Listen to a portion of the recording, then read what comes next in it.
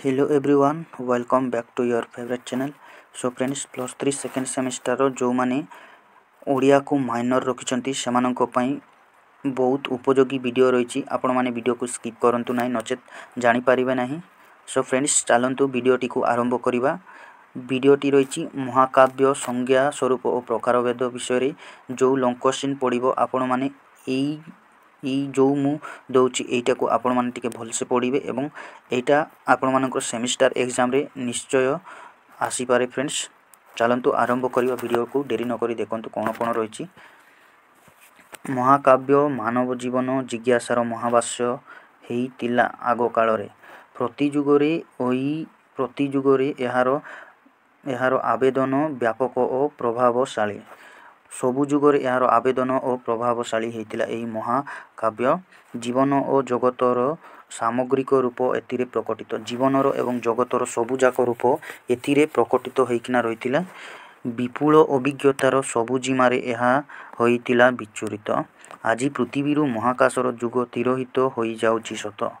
वर्तमान आजिर दिन को देखिबा आमे एही महाकाव्यर जुग तिरोहित होई जाउची सत, तथापि मानव जीवन उपरे ओडिसी हिलियाड रामायण और महाभारत परी महाकाव्यर प्रभाव अप्रहित भावे प्रभाव विस्तार करिछि।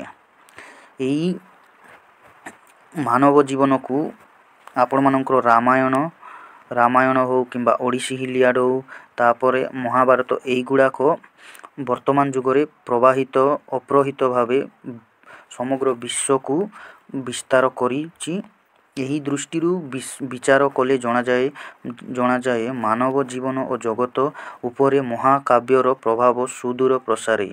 सेही समय जदि देखिबाकू गले एही दृष्टि देखिबाकू गले सॉरी फ्रेंड्स एही दृष्टि विचार कले जना जाए मानव जीवन और जगत उपरे महाकाव्यर प्रभाव सुदूर प्रसारी थिला।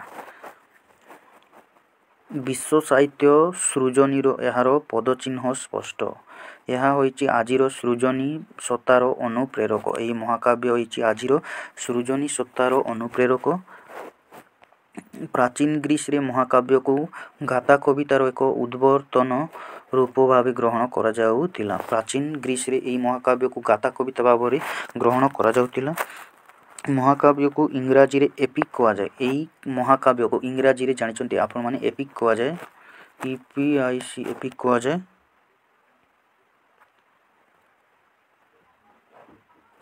ख्रीष्टपूर्व 10म शताब्दी बेलू इपस कहिले वीर गाथात्मक संगीत जो संगीत को चारण माने बुली बुली राजसभा और सामाजिक उत्सव मानकरे गान करुतिले। एतिरु केतेक अंश बाची नहीं कवि माने जो श्रृंखलार वीर रसात्मक काव्य रचना कले तार नाम रखागला एपिक। यही महाकाव्य को आग काल जो गाई गोरुआल मान हो किंबा आपण मानकर सामाजिक उत्सव पर्वपर्वाणी मानकरे सेमाने जो गीत को गाउतिले सेही गीतर किछि अंश को नहीं कवि माने एक श्रृंखलार वीर रसात्मक काव्यर रचना कले तार नाम रखागला एपिक। तापर देखिबा यार संज्ञा स्वरूप रही किए कौन संज्ञा देइछन्ती सेटा रही।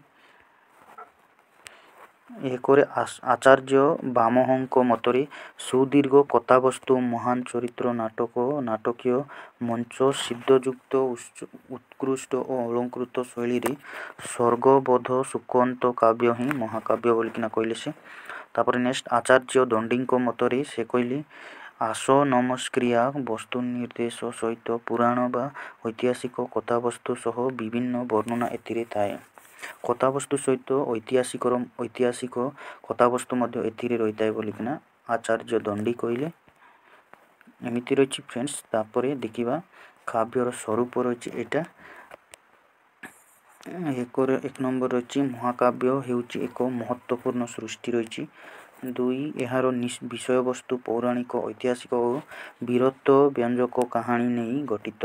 तापर नेक्स्ट यार स्वरूप अद्य मध्य अंत समन्वित थिला। एमती रही 7टा खंडे पॉइंट रही। तापर महाकाव्यर प्रकारभेद रही। यही महाकाव्य को 2 भाग विभक्त करा जायछि। एक रही स्वतःस्फूर्त महाकाव्य तापर 2 साहित्यिक महाकाव्य। यही साहित्यिक महाकाव्य आपण मानकर रामायण महाभारत चंडी ଚଣ୍ଡୀ ରାମାୟଣ, ତାପରେ ଏମିତି ଅନେକ ଗୁଡ଼ାକ ଯେଉଁ ପ୍ରସିଦ୍ଧ ପୁସ୍ତକ ଏବଂ ପୌରାଣିକ ଗୁଡ଼ାକ ରହିଛି ସେଇଟା ସବୁ ଏହି ସାହିତ୍ୟିକ ମହାକାବ୍ୟରେ ଆସେ। ଏଠି ଆପଣମାନେ ଦେଖିପାରୁଛନ୍ତି ରହିଛି ରାମାୟଣ ପ୍ରଭୃତି ସାହିତ୍ୟିକ ମହାକାବ୍ୟର ନମୁନା ବୋଲିକିନା ରହିଛି। ସୋ ଫ୍ରେଣ୍ଡସ୍, ଭିଡ଼ିଓ ପ୍ରଥମରୁ ଶେଷ ଯାଏଁ ଦେଖିଥିବାରୁ ସମସ୍ତଙ୍କୁ ବହୁତ ବହୁତ ଧନ୍ୟବାଦ। ବନ୍ଦେ ଉତ୍କଳ ଜନନୀ।